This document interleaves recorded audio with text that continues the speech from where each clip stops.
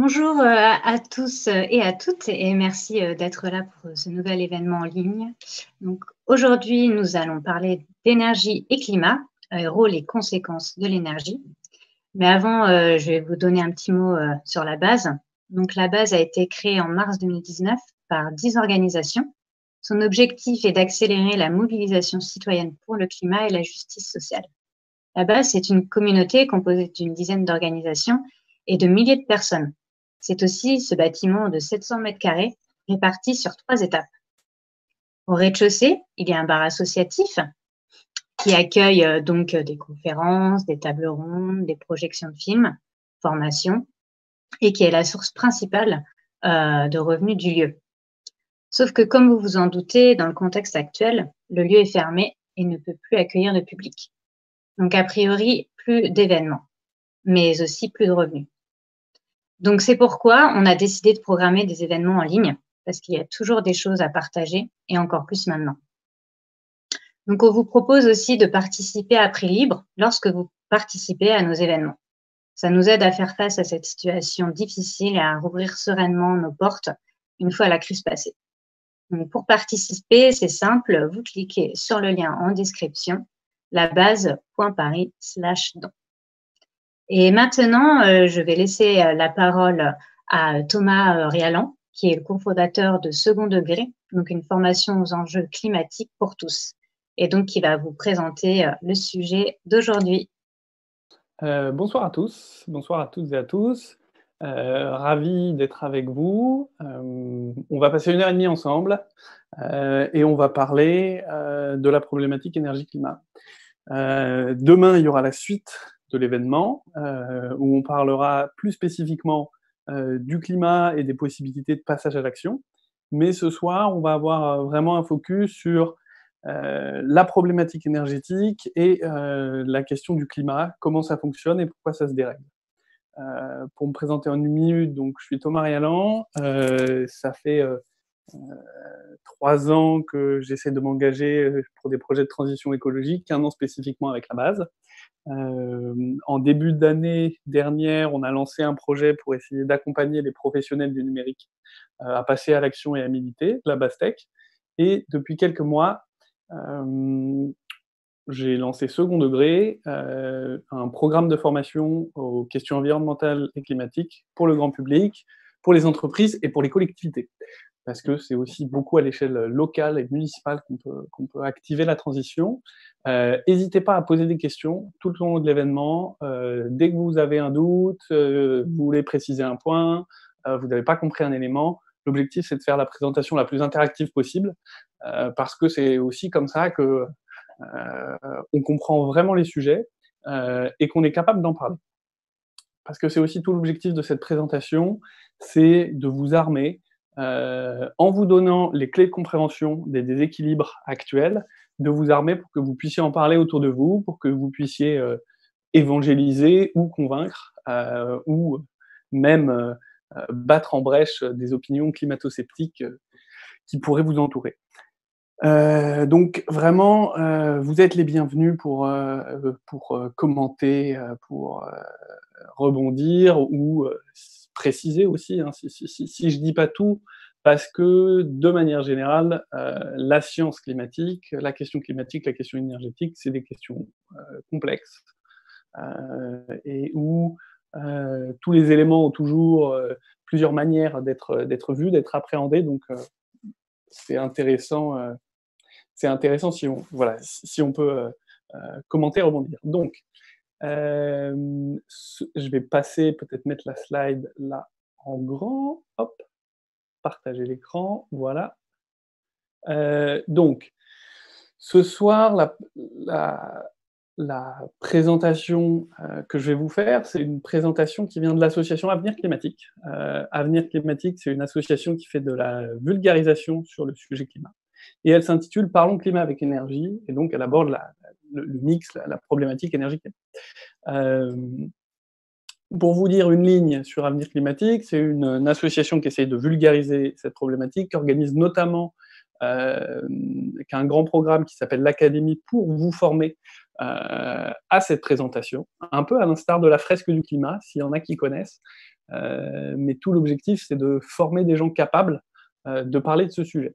Donc je vous invite à regarder ce qu'ils font, à les soutenir ou à prendre part à leurs nombreux événements. Et cette présentation, elle est sous licence libre, donc ce soir, c'est celle que je réutilise pour vous parler de cette problématique, parce qu'elle est très bien faite et qu'elle vulgarise très bien la problématique qui va nous intéresser ce soir. Donc, demander le programme, hop, alors, tac, tac, tac, excusez-moi, demander le programme, voilà, je rebascule. Ce soir, on parle en tout cas, durant plutôt ces 2 soirées, on va parler de 3 choses. Donc, la première, c'est l'énergie. Qu'est-ce que c'est l'énergie? On va se rendre compte que l'énergie, on l'utilise au quotidien un peu sans jamais trop se poser de questions sur ce que c'est, quelle est sa valeur, pourquoi ça nous rend tant de service, d'où ça vient, etc. Mais qu'en fait, c'est cette question-là qui est fondamentale parce que c'est l'énergie qui, dans le cadre des énergies fossiles, lorsqu'on la brûle, dérègle le climat. Après, on parlera de la question climatique, donc comment fonctionne le système climatique, comment les différentes sphères climatiques s'articulent entre elles et quelles vont être les conséquences du dérèglement actuel. Et on va se rendre compte qu'en fait, toute la difficulté de cette question-là, c'est que on ne peut pas la résoudre si on ne résout pas la problématique énergétique. Il nous faut de l'énergie pour vivre, ça dérègle le climat, il nous faut un climat aussi pour bien vivre, mais si on enlève l'énergie, ça marche plus. Bon, donc on va aborder cette tension, et puis après on parlera du passage à l'action, donc dans quelle mesure c'est encore possible de faire des choses, on verra que c'est encore possible, on parlera notamment des stratégies bas carbone des États, des accords de Paris, on redonnera un peu des ordres de grandeur, et puis on donnera des ordres de grandeur individuels, entre guillemets, donc on parlera de neutralité carbone, des objectifs à atteindre tous individuellement pour être dans cette neutralité, qu'est-ce que ça veut dire pour nous, qu'est-ce que ça veut dire pour le futur, et pour nos possibilités d'action et de vie demain. Voilà, et je reprécise, n'hésitez pas, hyper preneur de vos remarques, questions, commentaires que vous pouvez poser directement sur le live. Donc, première partie, l'énergie. Hop, je repasse en repartageant. Donc, première partie, l'énergie.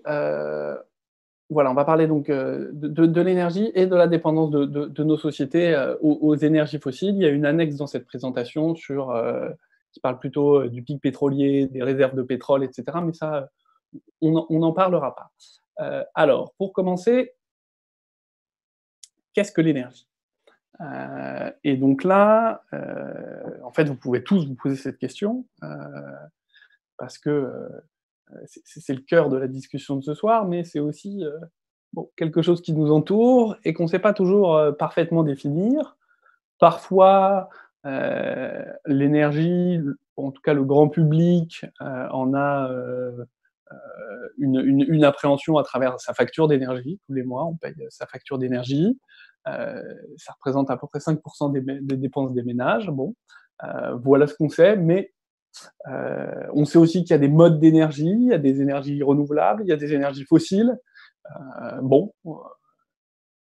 Alors, on va essayer un peu de définir ce que c'est.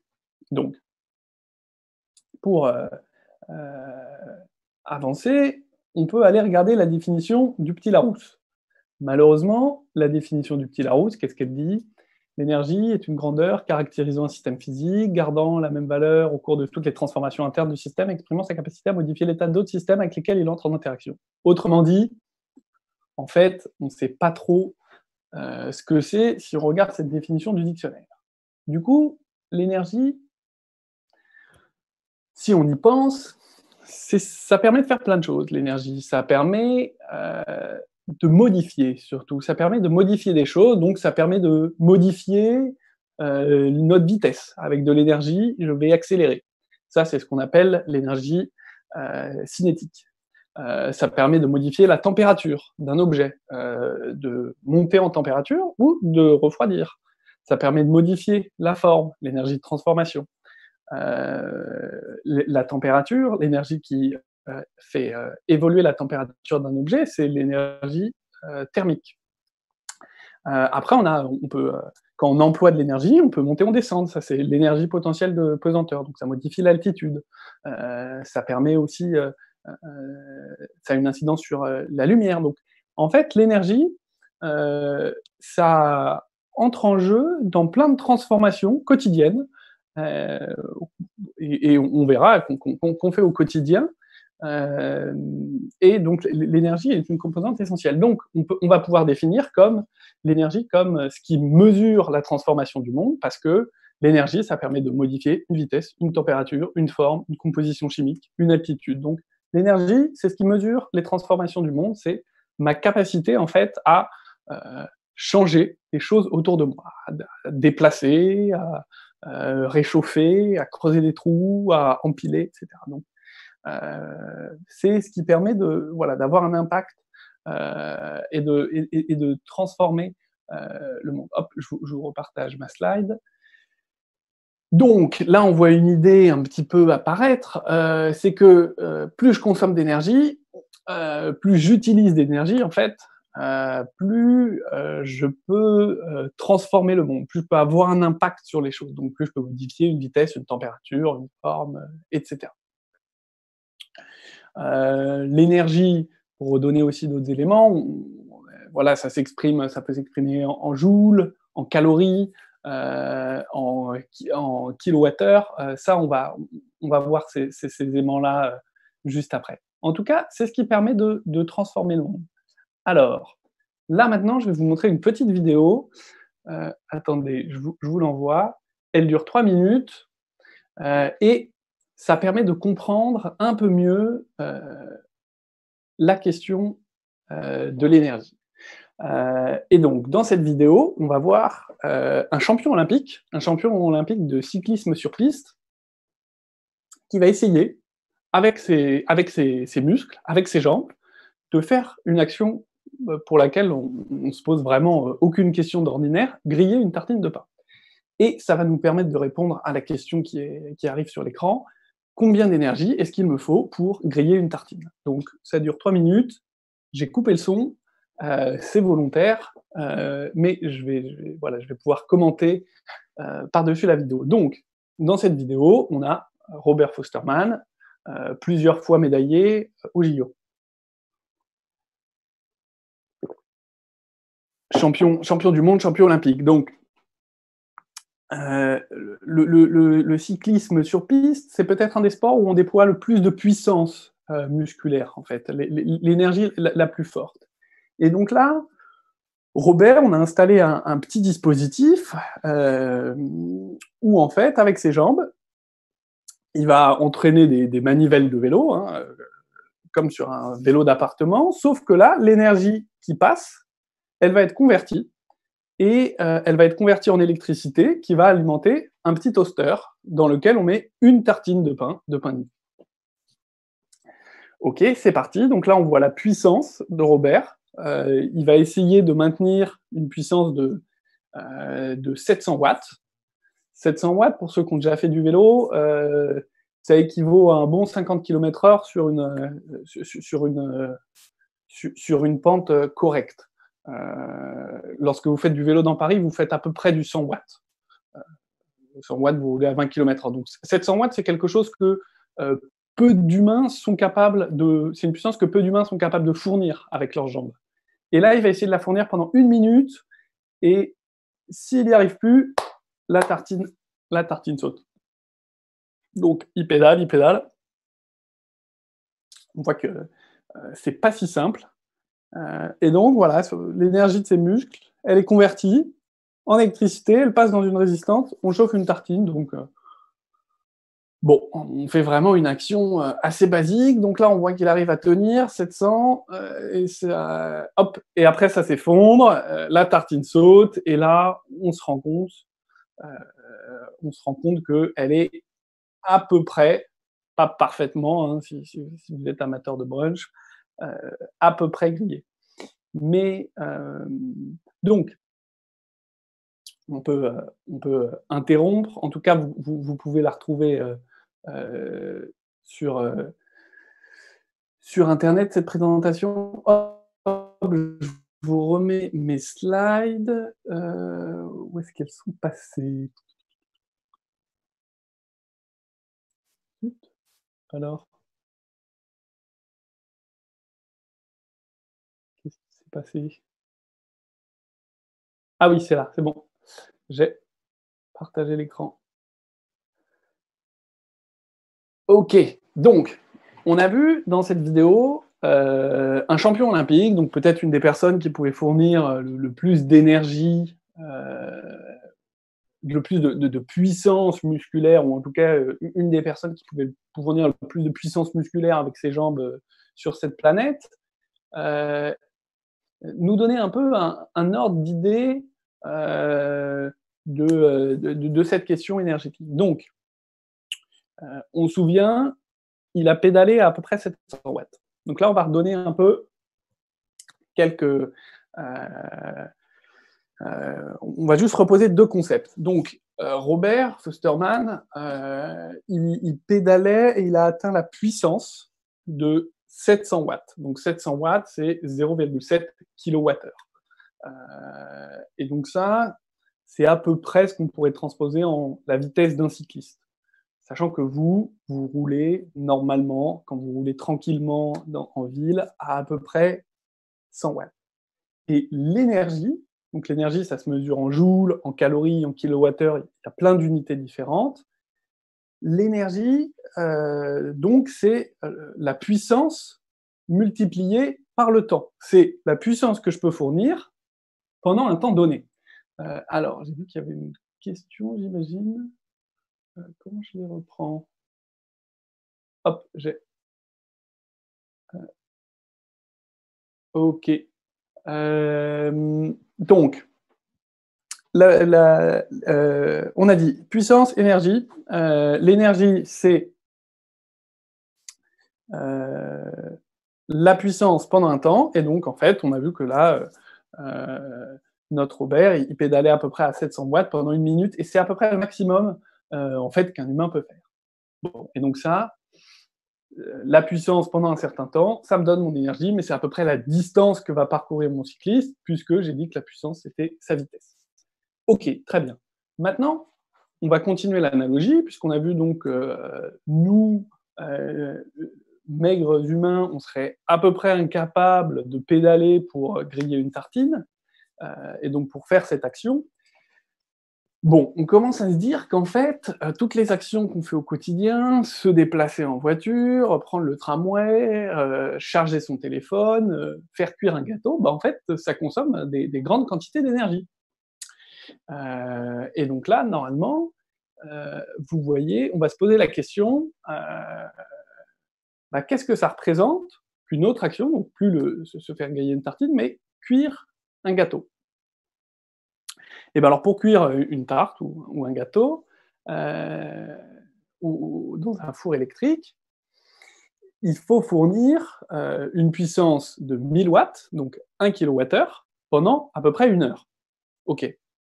Du coup, qu'est-ce que ça représente ça, si on a nos cyclistes, 1000 watts, 1 kilowatt pendant 1 heure.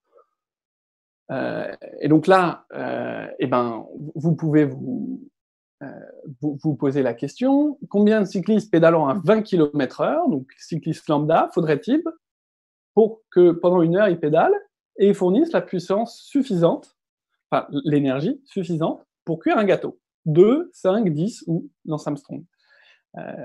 En réalité, il faudrait 10 cyclistes. Donc, si on avait 10 cyclistes qui pédalaient pendant 1 heure, ils fourniraient chacun 100 watts, donc 1000 watts en tout.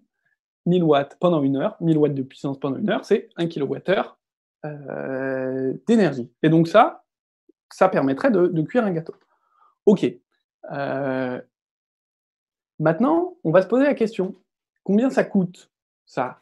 Donc là, on fait évidemment, c'est une vue de l'esprit, mais si on payait chaque cycliste 10 € de l'heure, ça nous coûterait 100 € pour faire cuire un gâteau. Et maintenant, combien ça coûte en vrai?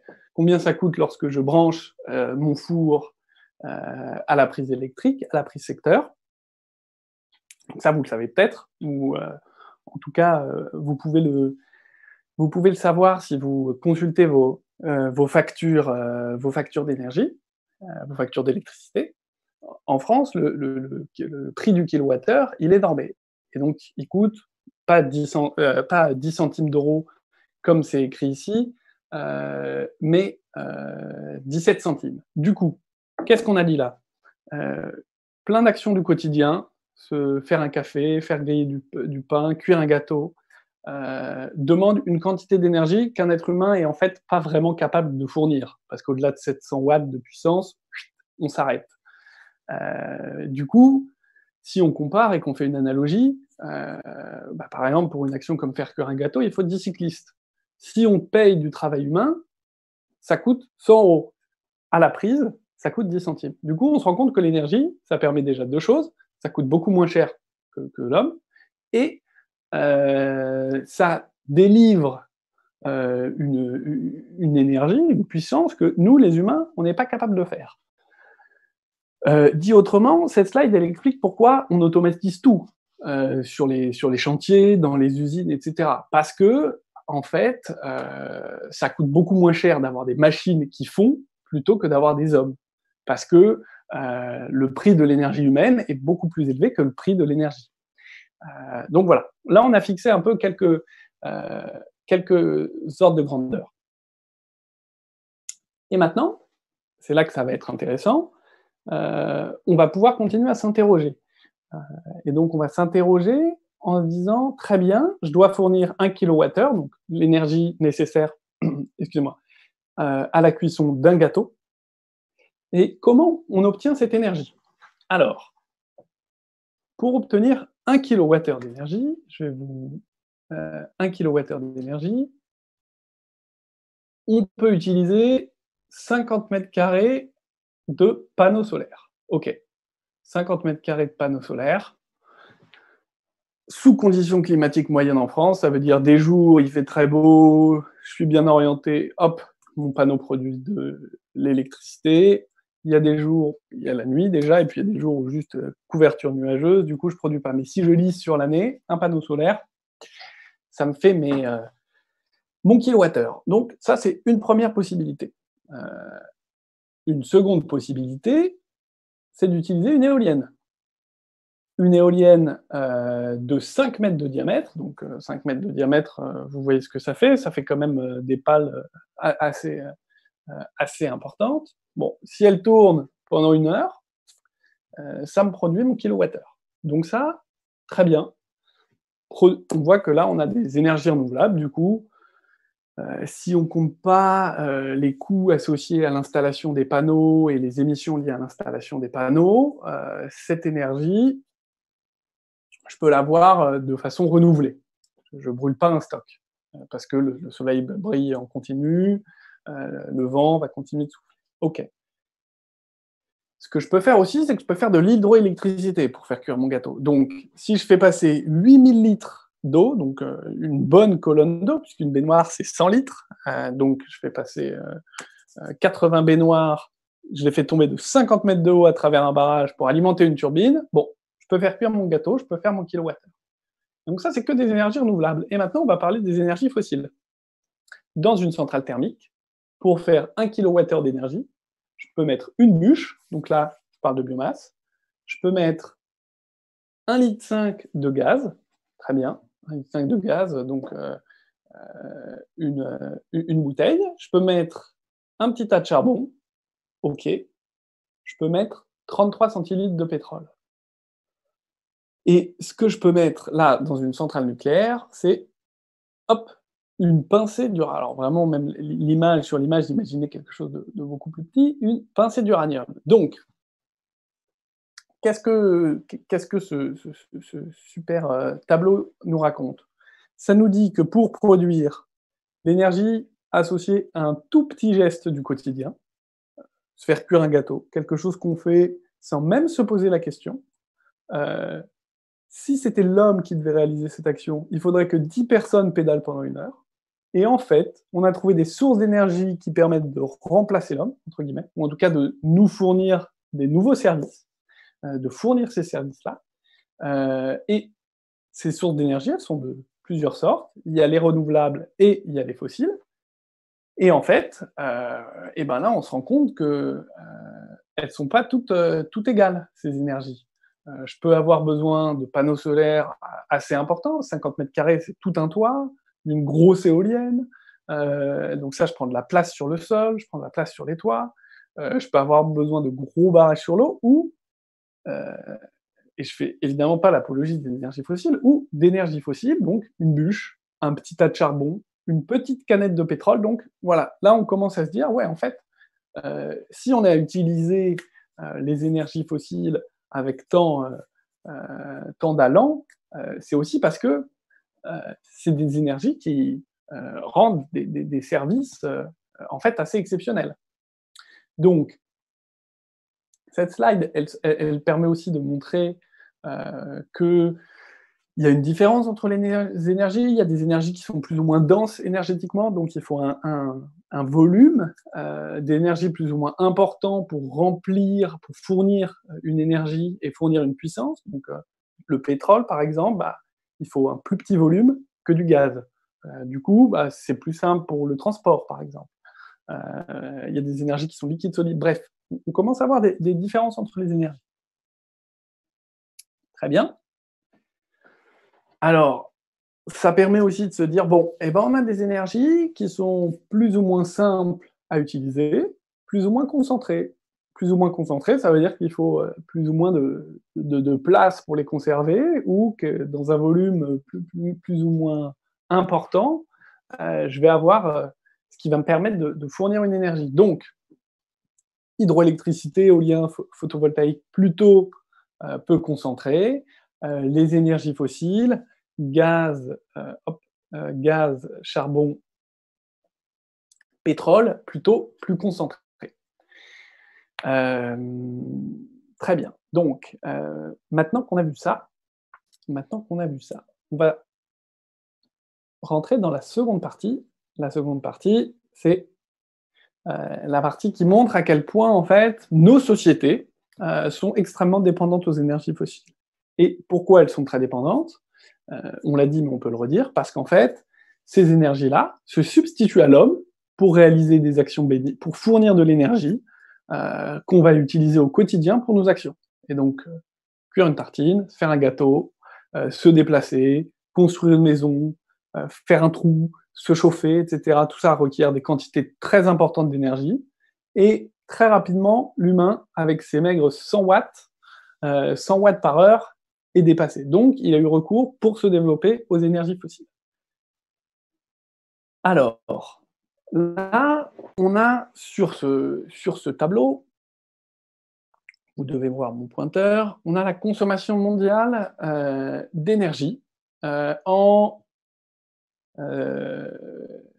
tonnes équivalent pétrole. Donc, une tonne d'équivalent pétrole, si on prend toutes les énergies et on les compare par rapport au pétrole, par rapport à l'énergie que fournirait une tonne de pétrole. Et donc, on parle en milliards de tonnes équivalent pétrole. Donc, aujourd'hui, on consomme à peu près 14 milliards de tonnes équivalent pétrole d'énergie de façon annuelle. Et donc, ce graphique, il montre comment a évolué la consommation d'énergie dans le monde depuis 1850, donc depuis à peu près le début de l'ère industrielle, ce qui va nous intéresser. Donc, la première énergie, là aussi vous pouvez se poser la question, quelle est la première énergie que l'homme a toujours consommée et qu'on continue à consommer encore aujourd'hui? Hop, réponse, c'est la biomasse. La biomasse, c'est en gros, c'est les arbres qu'on brûle pour se chauffer, c'est le bois. Bois mort ou du bois qu'on coupe, bois vivant. Ça va être aussi aujourd'hui le compost qui rentre dans un méthaniseur, mais voilà, en tout cas, aujourd'hui, 7% de l'énergie qu'on utilise, c'est l'énergie qui vient de la biomasse, du vivant. Et on voit que la quantité, depuis 1850, a été grosso modo toujours la même. Donc on a toujours utilisé des arbres pour fournir de l'énergie, du vivant.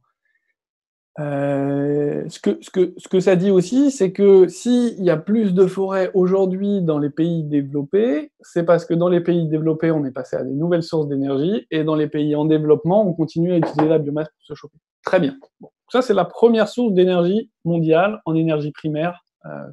Je reviendrai sur la distinction énergie primaire et énergie finale ensuite. Bon, très bien.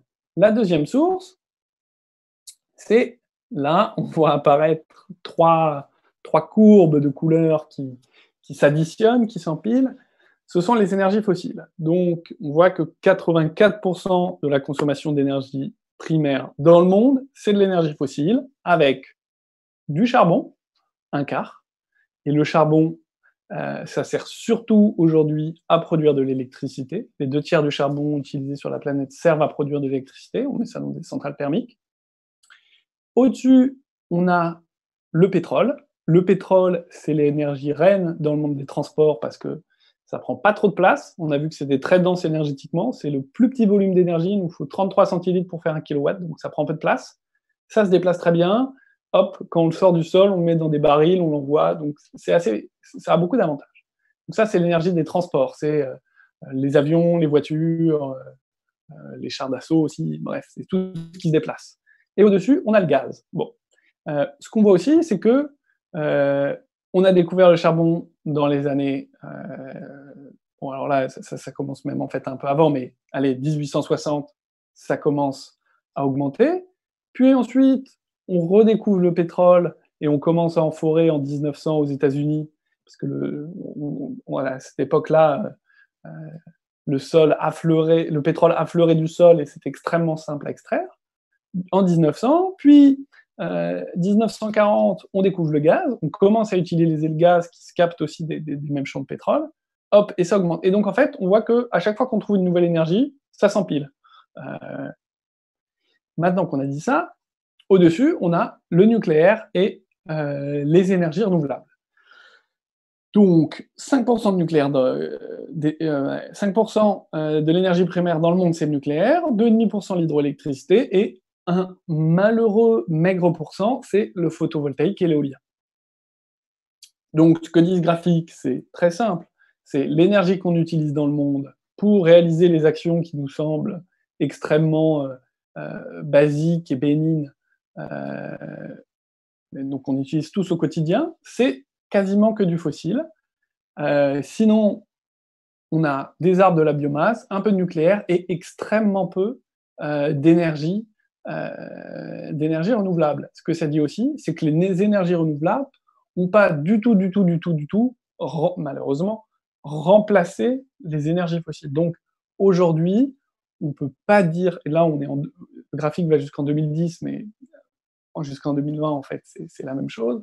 Aujourd'hui, on ne peut pas du tout dire qu'il y a eu une transition énergétique, parce que globalement, sur la planète, ce serait un peu différent dans certains pays, dans certains pays qui ont amené une transition énergétique, mais globalement, sur la planète, les énergies fossiles représentent la majorité de l'énergie qu'on consomme, et il n'y a pas encore eu de transition énergétique.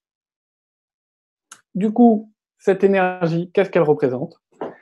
Elle représente, donc, on parle en équivalent pétrole, mais si on reparlait en kilowatts, donc les kilowatts de tout à l'heure, si on parlait en kilowatts, excusez-moi, hop, si on parlait en kilowatts, et donc, si on parlait en cycliste, l'énergie consommée chaque année dans le monde, c'est l'équivalent de 180 milliards de personnes qui pédalent avec une puissance de 100 watts pendant 7 jours sur 7, 24 heures sur 24. Du coup, si on voulait assurer, ce que ça veut dire, c'est que si on voulait assurer les besoins énergétiques de l'humanité, nos sociétés, sans avoir recours aux énergies fossiles et juste en ayant recours à l'énergie que nous, hommes, on est capable de fournir, on aurait besoin de 180 milliards de personnes qui pédalent en continu tout le temps. Dit autrement, on a tous, vu qu'on est 7 milliards et demi sur la planète, chacun d'entre nous sur la planète, les énergies lui rendent le même service, donc les énergies plutôt, en l'occurrence, à 85% fossiles, lui rendent le service que lui rendraient sinon 25 personnes qui pédalaient qui pédalent en permanence, enfin voilà, tout le temps. Du coup, si on voulait se passer de ces énergies pour revenir à l'énergie humaine, il faudrait avoir chacun 25 personnes. Ce qu'on voit aussi sur le graphique, c'est que la population mondiale, elle a augmenté, elle a fortement augmenté à partir de son rythme d'augmentation a accéléré, s'est renforcé à partir de 1950, et à partir de 1950, on a commencé à utiliser plus, la quantité d'énergie a augmenté plus vite que n'augmentait la quantité de personnes sur la planète. Ce que ça veut dire, c'est on s'est mis à utiliser plus d'énergie par personne en plus d'être plus nombreux. Du coup, ça, on va voir que ça crée quelques petites tensions. Ok, très bien. Maintenant qu'on a dit ça, on peut prendre un peu le cas, français. Comment ça se passe en France? En France, on dit souvent qu'on a une électricité très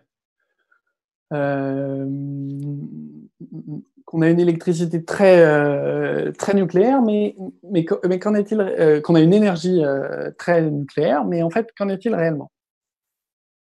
Donc là, déjà, il y a deux choses. Il y a l'énergie primaire, l'énergie finale. On va parler juste de l'énergie finale. L'énergie finale, c'est celle euh, qui est effectivement utilisée par tout un chacun.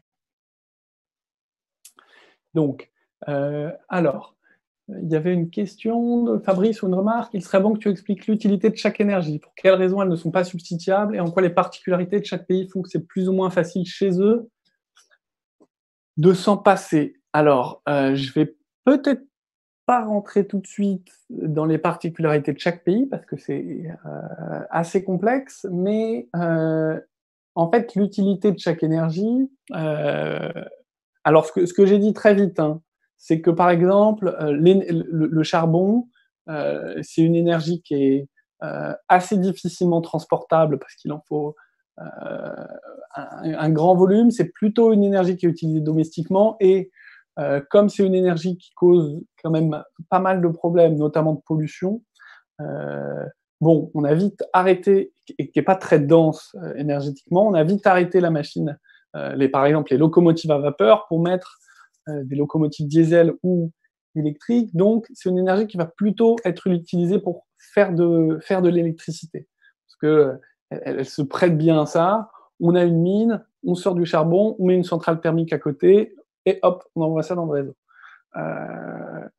Le pétrole, c'est l'énergie de la mobilité, ça sert à se déplacer, parce que c'est extrêmement simple à transporter, à stocker, ça gèle pas, du coup, qu'il fasse moins 20 ou 30 degrés dans le réservoir, ça va avoir la même consistance. Donc voilà, c'est vrai qu'il y a des énergies qui ont plus ou moins d'avantages. Le bois, la biomasse, ça a toujours été utilisé pour se chauffer. Ça fait du feu, donc ça va être pour cet usage. Et après, photovoltaïque et éolien, parce que le solaire, c'est surtout du solaire photovoltaïque, donc du solaire qui sert à faire de l'électricité. Là, c'est plutôt pour venir en fait en remplacement de ce qui serait du charbon, donc pour produire de l'électricité. Mais évidemment, et les projets type Solar Impulse, où on essaie de faire voler un avion avec de l'énergie solaire, ce qui montre aussi, c'est que voilà, les énergies renouvelables seraient très mal adaptées à du transport parce qu'ils sont intermittents, ils ne sont pas pilotables, etc. Alors, je vais revenir donc. La consommation d'énergie en France. En France, certes, on a une électricité qui est très nucléaire, on a du nucléaire pour produire de l'électricité, mais quand on regarde le graphique de consommation d'énergie finale, donc l'énergie qu'on utilise effectivement, on utilise en France 162 millions de tonnes équivalent pétrole. d'énergie. Donc, on pourrait faire les comparatifs en cycliste, mais on a une énergie en France qui est très peu, enfin, assez peu décarbonée, puisqu'on a du nucléaire et de l'hydroélectricité, donc qui n'émettent pas de CO2, qui représentent à peu près, et là, oui, ouais, qui n'émettent pas de CO2, donc c'est 20%, mais 80% de l'énergie qu'on utilise, c'est des énergies qui émettent, et avant tout, 50% de l'énergie, c'est du pétrole. Pourquoi? Parce que ça, aujourd'hui, on a du mal à s'en passer pour la mobilité, comme je l'ai dit. Un peu de biomasse, un peu de gaz, et en France, on a encore un peu de charbon, même si les centrales à charbon sont censées fermer d'ici à 2030. Ce que dit aussi ce magnifique camembert, c'est qu'en France, on ne produit pas de pétrole, on est importateur net de pétrole, et on peut, là je vais redonner juste un ordre de grandeur. En France, on utilise 1,6 million de barils de pétrole par jour. Donc ça, c'est pour répondre à nos besoins énergétiques. Un baril de pétrole, c'est 160 litres. Du coup, en France, on utilise grosso modo 200 millions de litres de pétrole par jour. Et comme on est à peu près 65 millions, ça fait qu'on utilise tous, grosso modo, 2,5 litres de pétrole par personne et par jour. Donc ça, c'est intéressant parce que ça permet d'avoir un ordre de grandeur en tête. Je trouve que la comparaison est bonne. On dit qu'il faut boire entre 1,5 litre et 2 litres d'eau par jour et par personne. Et en fait, on consomme un peu plus. On ne le boit pas, mais on le met dans nos machines le boivent. Voilà, on boit à peu près tous par personne 2,5 litres de pétrole par jour pour répondre à nos besoins énergétiques. Évidemment, c'est pas nous qui le consommons directement ou notre voiture, mais ça peut être les services de l'État qui nous sont imputés, qu'on partage tous. Et donc, bon, ça représente à peu près 40 milliards d'euros par an. Et donc,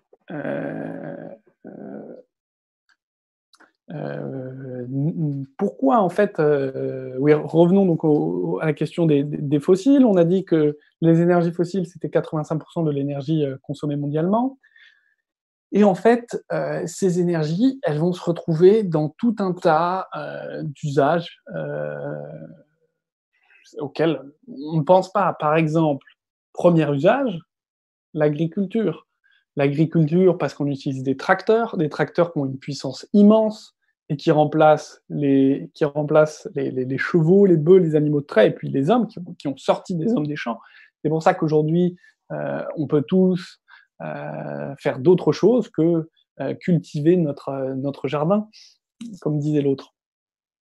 Donc l'agriculture pour déjà produire des machines, utiliser ces machines, les alimenter, transporter les récoltes, transformer les récoltes, distribuer les plats, maintenir une chaîne du froid, stocker, etc. Donc ça, c'est des usages évidemment dont il sera aussi compliqué de se défaire, parce que utiliser un tracteur et une moissonneuse-batteuse pour couper du blé, c'est plus simple que de mettre une centaine de personnes dans les champs.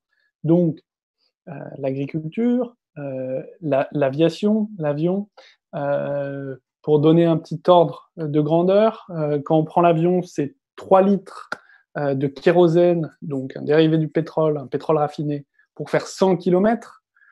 Du coup, si je vais de Paris à New York et que je fais 6000 km, j'utilise, juste pour moi, 180 litres de pétrole pour faire mon Paris-New York aller, et ça, je le multiplie par le nombre de passagers dans l'avion. Du coup, là, on voit que c'est fortement consommateur, et évidemment, en fait, aujourd'hui, on n'a pas de solution pour remplacer le pétrole. L'armée américaine, elle utilise un tiers de ce que la France utilise de pétrole. Donc, et c'est un quart des émissions CO2 françaises. Donc l'armée américaine utilise 500 000 barils de pétrole par jour parce qu'il faut déplacer les bâtiments de guerre. Bah, bref, donc ça c'est aussi utilisé dans ce cadre-là. Et alors, on rêverait de se passer d'armée. En tout cas, l'armée ne pourra pas se passer de pétrole. Donc, on a parlé de l'agriculture, évidemment le numérique pour produire nos machines, alimenter nos data centers, les recharger, etc. Au point qu'on dit que le numérique, c'est 4 à 5% des émissions de CO2 mondiales. Donc, ça commence à devenir conséquent. La cosmétique, parce que dans tous les produits cosmétiques, il y a ça se base sur de la chimie organique qui utilise des dérivés du pétrole ou qui utilise la puissance du pétrole pour casser les molécules, créer des nouvelles molécules et faire des produits. La santé, la majeure partie des médicaments ont besoin soit de dérivés directement du pétrole, soit évidemment d'énergie pour être façonnés. Le sport, en fait, si on peut faire du sport, c'est parce qu'on a du temps. Si on a du temps, c'est aussi parce qu'on a de l'énergie. Donc après, là, voilà, le gaz, bref, se chauffer, faire chauffer des casseroles, bref. Tout ce qu'on voit, c'est que tous nos usages, en fait, et là, vous pouvez vous amuser à regarder autour de vous et vous dire, bon, qu'est-ce qu'il y a autour de chez moi qui n'a pas nécessité d'énergie pour être transporté ici, ou en tout cas pas d'énergie fossile pour être ici. Et en fait, on se rend compte que il n'y en a quasiment pas. Et donc oui, on utilise en tant que société 35 milliards de barils par an, donc 35 milliards pour 160 litres, 2 litres de pétrole par an. Donc nos sociétés, notre société, enfin voilà, l'humanité utilise pour assouvir ses besoins énormément, énormément d'énergie et donc d'énergie fossile par an. Du coup, on va voir aussi que cette énergie, elle n'est pas également répartie hein, sur la planète. Alors là, il y a c'est très caricatural cette photo, mais en fonction de la richesse des pays qui est fonction de l'énergie, bon, eh ben on va utiliser aussi plus ou moins d'énergie pour réaliser la même action. Par exemple, ça c'est aussi intéressant, mais pour vous donner un peu un ordre de grandeur de l'énergie utilisée par une voiture avec un moteur de 130 chevaux, c'est à peu près 100 000 watts. 100 000 watts, c'est 1000 cyclistes. Du coup, c'est une quantité, c'est 1000 cyclistes qui pédalent à 100 watts. Donc, on voit que c'est quelque chose de vraiment conséquent. Et on a une consommation d'énergie par habitant qui est en fait, grosso modo aussi beaucoup liée à la richesse et au PIB par habitant, mais les pays qu'on désigne comme en voie de développement consomment une énergie par habitant plus faible. Donc là, par exemple, au Cambodge, c'est 0,5 tonnes équivalent pétrole par habitant et par an. Et puis, on voit qu'en France, on utilise plus que la moyenne mondiale. Les États-Unis sont les premiers, non, c'est pas les premiers, mais font partie des premiers et utilisent plus qu'en France, etc. Donc, là, voilà, on a des rapports. Donc, un Américain utilise 14 fois plus d'énergie primaire par habitant. Donc, aux États-Unis, on utilise 14 fois plus d'énergie primaire par habitant qu'au Cambodge. Donc, ce que ça dit, et ce qu'on a dit là, ce qu'on a dit dans cette présentation, et dans cette première partie qu'on vient de finir, c'est, pour récapituler, l'énergie, l'homme a trouvé des sources d'énergie alternatives que ses bras et ses muscles pour réaliser tout un tas d'actions. Et donc, ces énergies, aujourd'hui, c'est plutôt des énergies fossiles, 85%. Ces énergies fossiles, elles nous fournissent une puissance et une énergie que, sans ça, nous, les hommes, on serait incapables de fournir, puisque si on enlevait les sources d'énergie qu'on a parlé, fossiles, renouvelables, biomasse, il faudrait 180 milliards de cyclistes qui pédalent en continu tous les jours, 7 jours sur 7, pour fournir les mêmes services énergétiques que ces énergies-là. Ces énergies, on les retrouve dans tous les... Enfin, elles permettent, en fait, le monde, c'est ce qui a permis de faire des routes, d'organiser des villes, de faire de l'agriculture, de faire des avions, des aéroports, de commercer, etc., etc. Donc, ces énergies, elles sont absolument indispensables à la vie comme elle se passe aujourd'hui, en fait. Cependant, malheureusement, il n'y a pas encore eu de transition énergétique, donc ça repose sur du fossile, et on va voir que ce fossile est fortement émetteur de gaz à effet de serre. Du coup, là, on commence à voir quelque chose, c'est que, bon, si on veut sauver le climat, il va falloir changer d'énergie et changer de source énergétique. Et en fait, il va falloir changer de source et en consommer moins. Et donc ça, c'est ce qu'on verra plus tôt dans la partie 3. Et maintenant, on va passer à cette partie qui va faire le lien entre le problème énergétique et le climat. Et pour commencer, là, on va ce soir, on a encore 20 minutes, parler uniquement, on va juste aborder la première partie, donc le fonctionnement du système climatique. Comment ça fonctionne et pourquoi ça se dérègle. Le fonctionnement du système climatique, du coup, climat vs météo. Donc là, vous pouvez vous poser la question, vous pouvez aussi répondre sur le chat si vous souhaitez. Mais d'abord, on va expliquer cette notion et la différence entre ces deux notions, la question de la météo, la question du climat. Et donc, c'est quoi la différence entre le climat et la météo?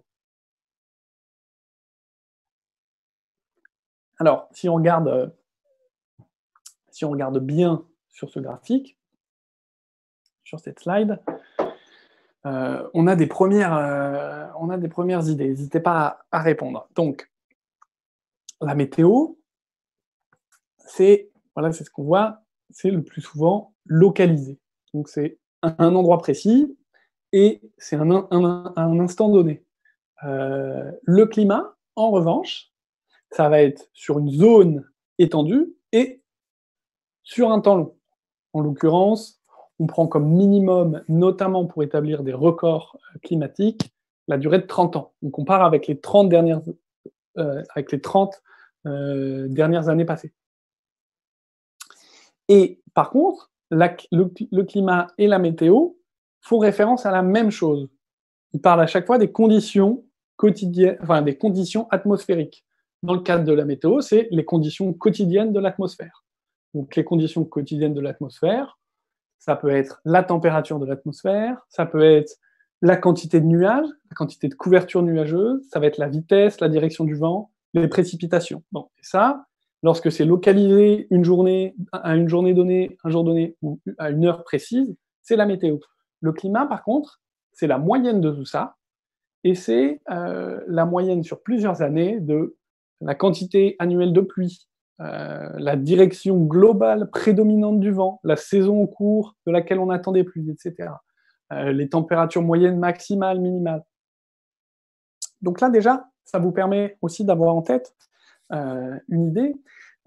C'est pas parce qu'un jour, ou pendant une semaine, ou pendant 10 jours, qu'il va faire extrêmement froid, qu'on n'est pas dans une tendance globale de réchauffement. Ça veut juste dire que on a eu un phénomène météorologique avec des températures très basses, mais ça ne veut pas dire que la moyenne, c'est pas une augmentation. Donc, ça aussi, c'est parfois un argument avancé par des gens qui s'opposent, même s'il y en a de moins en moins, à l'idée de dérèglement et de réchauffement climatique. Mais donc voilà, il faut bien faire la distinction entre un phénomène localisé, un phénomène global, et aussi, parfois, certaines personnes peuvent dire, mais en fait, je comprends pas trop, on n'arrive même pas à prédire la météo. Comment on peut prédire le climat sur 30 ans? Ça, on va l'expliquer, mais en fait, il est peut-être plus simple de prédire l'évolution sur une moyenne annuelle ou moyenne sur plusieurs années que la température localisée à un endroit précis où là, ça dépend de beaucoup de choses, aussi topographie, relief, etc. Voilà, en tout cas, la différence entre climat et météo. Et autre chose, la différence fait que vous ne pouvez pas sentir l'évolution climatique, en fait. Vous pouvez sentir quand il fait froid, mais qu'il fasse froid, c'est un phénomène météorologique. L'évolution climatique sur 1 an, 2 ans, 10 ans, 15 ans, 50 ans, c'est pas vraiment perceptible à vos sens parce que c'est lissé d'année en année. Donc voilà pour cette premier élément. Maintenant, on va représenter le principe donc, de l'effet de serre, parce qu'on verra ensuite pourquoi c'est absolument essentiel d'avoir un peu cette idée et ce mécanisme-là en tête. Du coup, autour de la planète, vous savez qu'il y a il y a une atmosphère qui est décomposée en plusieurs couches, qui fait à peu près 40 km de haut, et au sein de cette atmosphère, il y a des gaz qu'on appelle gaz à effet de serre, ça bien sûr vous le savez. Ces gaz à effet de serre, qu'est-ce qu'ils font? Alors, déjà, il y a un gaz, l'ozone, qui va piéger une partie des ultraviolets, qui font que, hop, on va le voir ensuite, il y a une partie du rayonnement du soleil qui ne traverse pas la couche atmosphérique, mais donc il y a le soleil qui émet un rayonnement, ça arrive sur la Terre. Qu'est-ce qui se passe? En fait, la Terre capte ce rayonnement et le réémet, le renvoie. Elle rayonne à son tour. Donc, elle rayonne aussi du rayonnement qui est, lui, capté par les gaz à effet de serre et qui permet de conserver ce rayonnement et en fait de conserver une atmosphère, en fait une partie de ce rayonnement et donc une partie de la chaleur produite par ce rayonnement. Et donc, bon, ça c'est le principe de base, mais ce qu'il faut aussi savoir, c'est que l'effet de serre, c'est absolument naturel. Ça n'a pas toujours été là, mais c'est ce qui permet le maintien de la vie sur Terre à des conditions correctes, puisque sans effet de serre, la Terre serait entièrement gelée et il ferait en moyenne moins 18 degrés.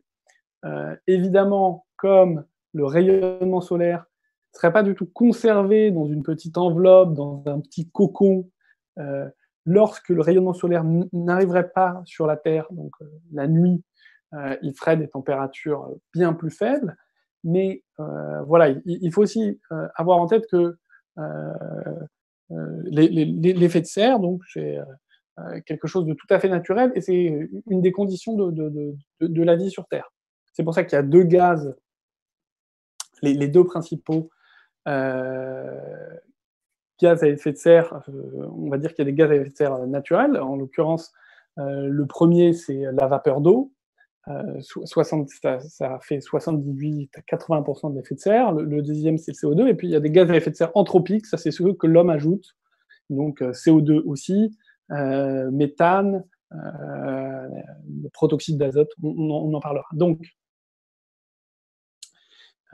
on a un effet de serre, on a montré un peu comment ça fonctionnait, qui permet de maintenir en fait des conditions atmosphériques propres à ce qu'il y ait des températures correctes pour nous.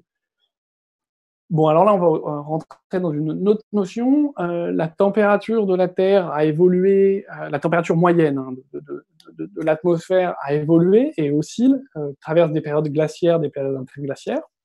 Là, ça va nous permettre d'avoir un ordre d'idée sur ce que veut dire 1 degré ou 2 degrés de plus. Il y a moins 10 000 ans, on était dans une ère glaciaire, donc il faisait plus froid. C'est la planète qui s'était inclinée sur son axe, et donc il faisait plus froid au pôle, donc il y avait des glaces plus importantes qui, globalement, climatisaient plus fortement la Terre.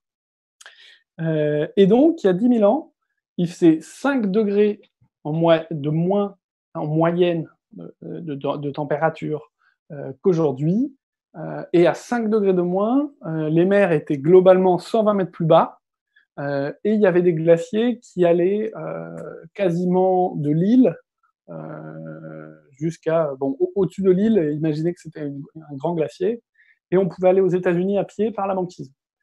Donc là, bon, on commence ici à voir que, en fait, 5 degrés de différence, c'est un monde complètement différent. Et aujourd'hui, on est sorti de cette période, donc ça fait 10 000 ans, et en 10 000 ans, progressivement, l'atmosphère s'est réchauffée. Donc, on capte, voilà, l'atmosphère s'est réchauffée, la Terre a changé d'inclinaison sur son orbite, et globalement, il fait donc 15 degrés, c'est la température atmosphérique moyenne à l'échelle du globe. OK. Donc, voilà pour vous donner quelques notions. Donc, on a un système climatique, là aussi, on va pouvoir expliquer certaines choses. Un système climatique qui est en fait le fonctionnement de différentes entités qui s'équilibrent et s'organisent entre elles. On a donc l'hydrosphère, c'est la totalité des eaux de la planète, les glaces, des eaux, pardon, donc, les mers, les océans, les lacs, les rivières, les sols, l'atmosphère, la cryosphère, les glaces, la biosphère. Donc tout ça interagit ensemble et fonctionne normalement, arrive à un état d'équilibre. Et puis, nous, avec nos activités, on utilise de l'énergie. Ces énergies émettent des gaz à effet de serre, ça modifie les conditions atmosphériques. Hop, il fait plus chaud. Et maintenant, on va voir que entre la question énergétique et la question climatique, en fait, il y a un lien extrêmement fort. Et là, c'est vraiment tout l'enjeu enfin, toute la problématique de cette présentation. Ça va être de montrer que ces deux notions sont liées. Donc, à gauche, on a la consommation d'énergie primaire, à droite, les émissions de CO2. Et ce qu'on voit, c'est que globalement, et c'est absolument logique, puisque c'est en brûlant des combustibles fossiles qu'on émet du CO2, et ben globalement, les émissions de CO2 ont augmenté aussi vite que l'énergie. Du coup, si on veut baisser les émissions, il faut baisser la consommation d'énergie, si on ne change pas d'énergie. Et donc là, ça, c'est toute la question. On reviendra là-dessus dans un second temps demain. Donc, on a aussi sur ce graphique ce que vous pouvez voir. Alors, attendez, j'ai juste un petit doute. Est-ce que vous m'entendez toujours bien? Je reprends, excusez-moi. Donc, on voit que, et c'est logique, hein, la consommation d'énergie augmente terriblement et ne fait qu'augmenter. Hein, il serait pas, là, on peut poursuivre hein, et mettre les 10 dernières années, mais elle n'a pas diminué. Et globalement, les émissions de CO2, elles ont fait pareil. Ce qu'on voit aussi sur la présentation, c'est qu'il y a land use change, donc ça, c'est changement d'affectation des sols. En gros, c'est la déforestation. Pourquoi? Parce que quand on coupe des arbres, après on les brûle, et dans un arbre, il y a de la matière organique, il y a du carbone, on émet du carbone dans l'atmosphère. Le carbone part directement dans l'atmosphère. Du coup, ça montre qu'en fait, la biomasse qu'on utilise, le plus souvent, elle n'est pas compensée par. C'est pas, on ne brûle pas une forêt sur laquelle après on plante une nouvelle forêt, parce que sinon on aspirerait de nouveau le carbone de l'atmosphère. En gros, on enlève des zones forestières sur la planète, et ça, globalement, on le fait depuis 150 ans. On enlève des forêts et on brûle du carbone, de la matière organique, du bois, qui part dans l'atmosphère. Donc ça, c'est ce qu'on voit, et c'est pas du tout négligeable en termes d'émissions, mais on voit aussi que c'est un peu moins linéaire. Voilà, il y a des moments où la déforestation s'arrête de manière un peu plus brute. Ce qu'on voit aussi là sur le graphique, on voit des petites indentations qui correspondent en gros au choc pétrolier, donc aux grandes crises économiques. Ce qu'on ne dit pas encore, c'est que enfin, ce qu'on peut voir quand même, hein, c'est que globalement, alors c'est pas assez précis, mais les émissions. Ah oui, je vais repartager l'écran. Hop, voilà. Les émissions. Alors, je vais redonner cet ordre de grandeur. Si on veut rester sous les 2 degrés, donc même pas parler des 1,5 degré, il faut qu'on baisse de 4 à 5 nos émissions chaque année. Globalement, les émissions, on ne le voit pas sur le graphique, mais n'ont jamais baissé de 4 à 5% depuis 1850, sauf à 2 moments. Et ces 2 moments, c'était en 1944, donc à la fin de la Seconde Guerre, et au plus fort de la crise de 29, en fait en 1931, je crois. Et donc il y a eu 2 moments où on a baissé de 4%, et c'est 2 moments où en fait, soit il y avait une très grande crise économique, soit c'était la fin de la guerre, et il y avait quasiment, enfin voilà, bref, je ne vais pas vous faire un dessin, mais vous imaginez bien. Du coup, baisser de 4%, ça va être très dur, mais ça je reviendrai dessus. Donc, il y a peut-être un lien, bien entendu, il y a un lien, plus on consomme d'énergie, plus on émet de CO2. Le CO2, c'est 75 des gaz à effet de serre.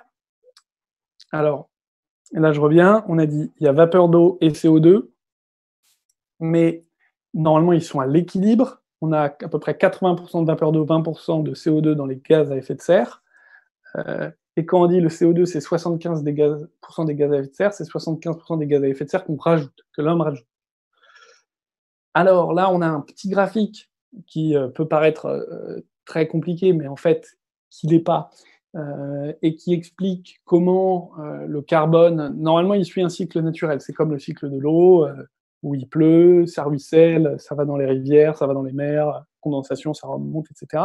Bon, le carbone suit un cycle à peu près naturel, où déjà, là, on voit 2 choses, respiration et production primaire brute, PPB. Donc, il y a déjà un cycle parce que et ben, il y a chaque année au printemps sur l'hémisphère nord donc une grande production de végétaux, c'est le printemps, donc les végétaux ils vont capter, ils vont se développer par photosynthèse, ils vont capter du CO2, et puis il y a la respiration animale, mais la respiration végétale aussi qui en rémet, donc il y a un cycle là naturel de captation du carbone entre les sols et l'atmosphère. Il y a la même chose entre l'océan et l'atmosphère, où il y a une captation du carbone atmosphérique dans les océans. Il y a une régulation, normalement c'est à l'équilibre.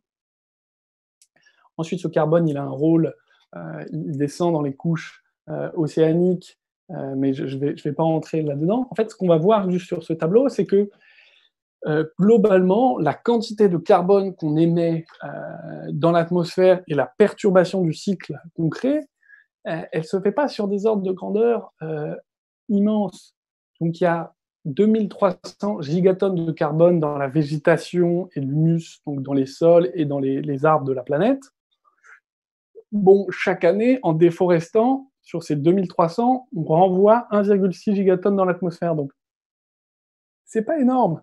Les combustibles fossiles, gaz, pétrole, charbon, c'est en fait des combustibles à base de carbone, qui sont dans les sols.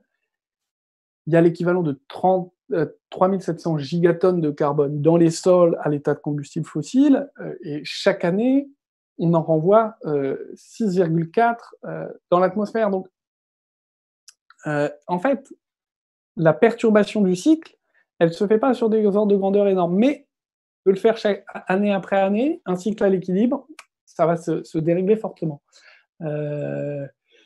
Et donc du coup, là, pour redonner un peu des ordres de grandeur, on émet de 2 façons. On émet donc émission directe, c'est les gaz à effet de serre qu'on émet en brûlant des combustibles fossiles, et puis émission indirecte, c'est on coupe des arbres, on brûle les arbres. Et ces émissions, elles peuvent se retrouver dans l'atmosphère.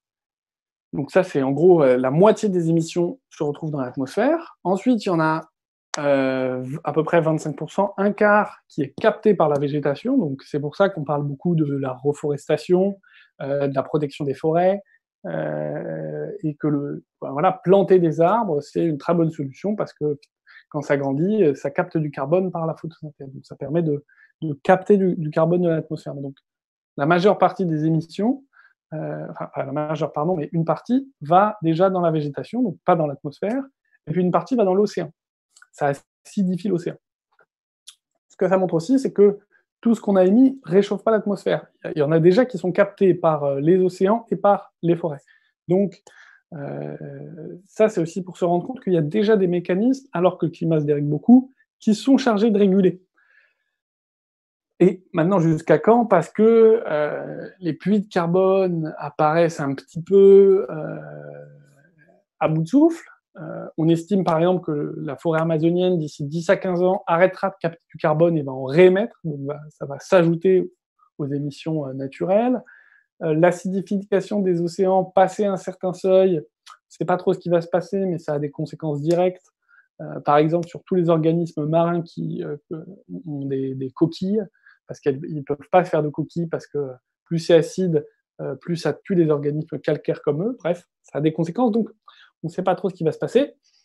Voilà, là, on a un tableau qu'on aurait pu mettre en rapport avec nos émissions de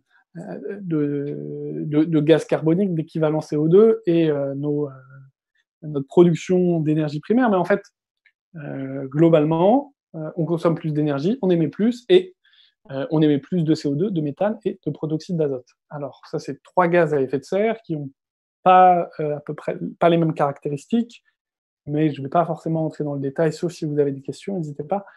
Voilà, ils durent plus ou moins longtemps dans l'atmosphère, ils sont plus ou moins détruits dans l'atmosphère. Le dioxyde de carbone reste très longtemps. Du coup, celui que nos arrière-grands-parents ont émis en 1850, il est toujours là, et celui qu'on émet maintenant en allant chercher notre baguette en voiture, il sera toujours là dans 100 ans. Et donc, ce qu'on voit, c'est que la concentration de l'atmosphère en dioxyde de carbone et de manière générale en gaz à effet de serre a très fortement augmenté. Donc, c'est les courbes qui explosent. Et donc, on a ce chiffre, encore un autre ordre de grandeur, 415 parties par million. Donc, ça veut dire que si vous prenez l'atmosphère et vous prenez 1 million de parties de cette atmosphère, il y en a 415, c'est du CO2. Et ça, c'est le niveau actuel. Et avant, on était à 250. Donc, en fait, il y a peu de CO2 dans l'atmosphère. Autrement dit, il y a 0,025% de CO2 dans l'atmosphère au départ, donc il y a 150 ans. Aujourd'hui, il y en a 0,041. Donc, on n'a pas... On reste sur des volumes qui sont très faibles, mais comme on a modifié la totalité de la répartition atmosphérique, ça crée des déséquilibres globaux. Donc, voilà, on voit que globalement, ces gaz à effet de serre, ils ont très fortement augmenté. Les deux autres, donc le méthane, c'est émis par les bovins, les ruminants, et le protoxyde d'azote, c'est les engrais. Donc les deux autres, c'est dans l'agriculture. Et je vais parler de ces deux petits effets, et puis après, je vous laisserai la parole si vous avez des questions, ou alors on parlera de la suite demain.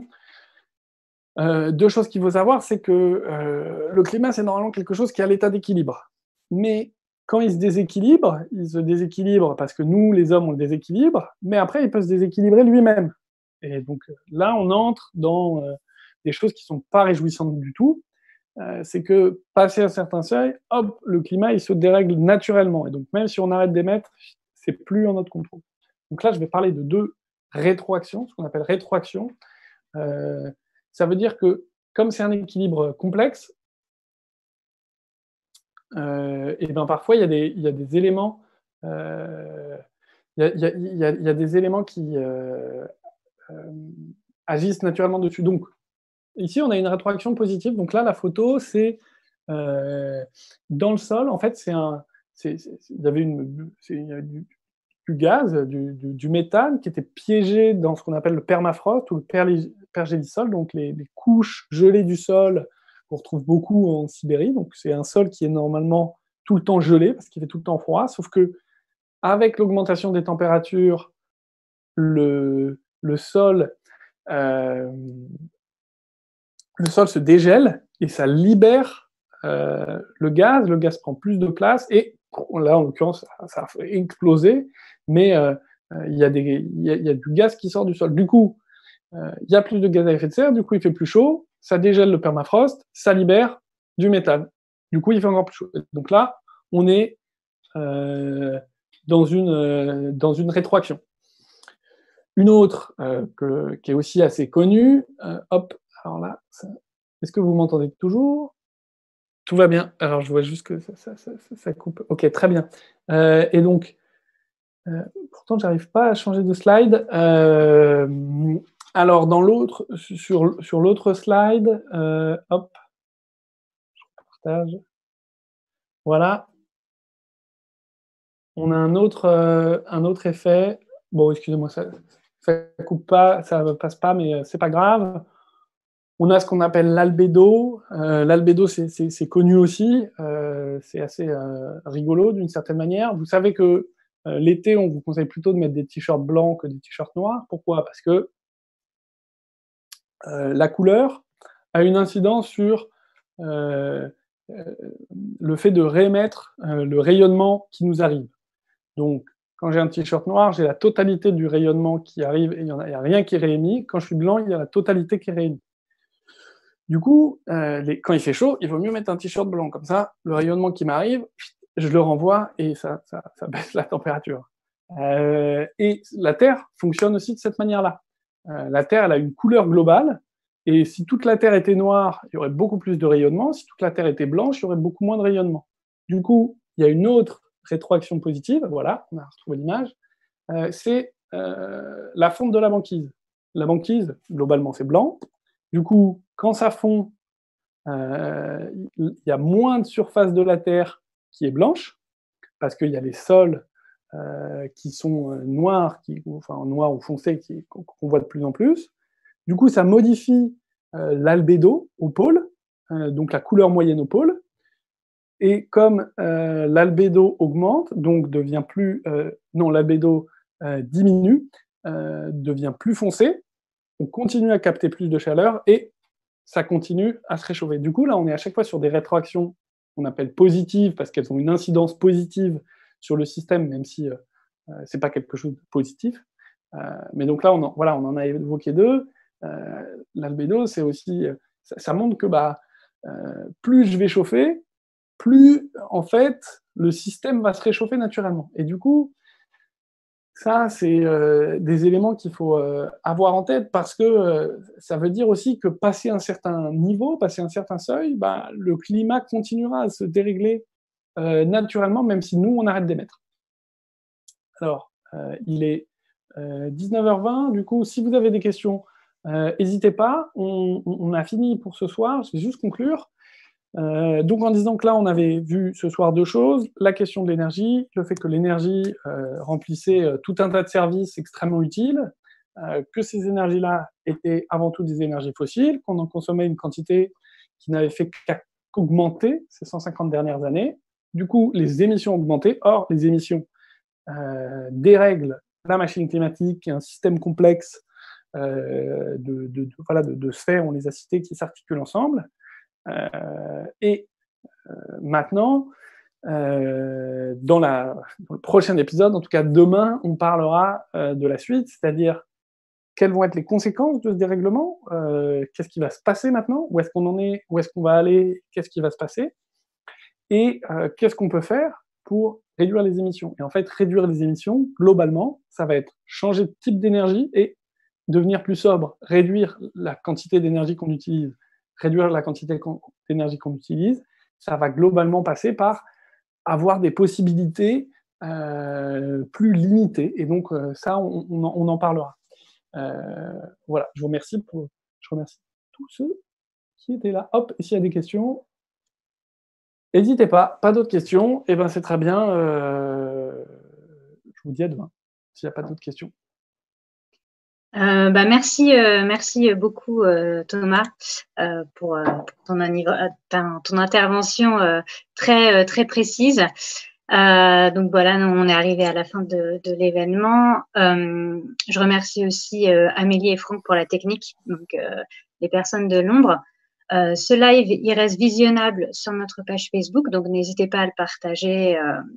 Et si vous pouvez participer à Prilips si ce n'est pas encore fait. Et donc, comme l'a dit Thomas, donc rendez-vous demain à 18h pour la suite donc d'énergie et climat pour la deuxième partie, donc rôle et conséquences de l'énergie. Voilà, je vous remercie à tous de nous avoir suivis et je vous souhaite une très bonne soirée. Au revoir. Trop bien, merci, bonne soirée. Et à demain. pour ceux qui le souhaitent.